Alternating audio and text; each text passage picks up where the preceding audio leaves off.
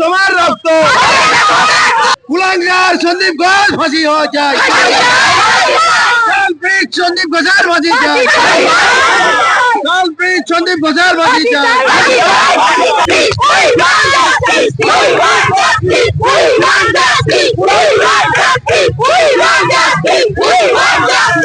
কিন্তু আমরা আমাদেরকে রীতিমতন ধাক্কা দিয়ে বার করে দেওয়া হয়েছে, তাকে রীতিমতন মহিলা প্রোটেকশন দিয়ে বার করে দেওয়া হয়েছে।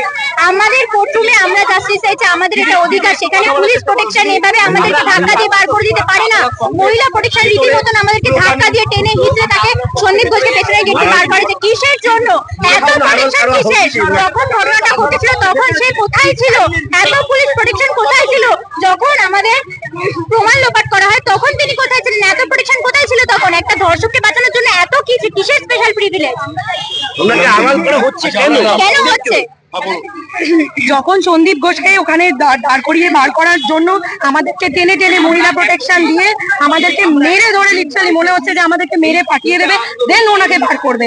আমরা একটাই কথা বলছিলাম যে ওনাকে কোনো যে গেট দিয়ে জজ সাহেব ঢোকেন সেই গেট দিয়ে ওনাকে কোনো ধর্ষককে ওখান থেকে বার করা যাবে না, ওনাকে কোনো স্পেশাল প্রিভিলেজ দেওয়া যাবে না। কিন্তু দেওয়া হয়েছে, ওনাকে এত ফোর্স নিয়ে এত কিছু করে ওনাকে গেট দিয়ে বার করা হয়েছে। কেন বার করা হবে?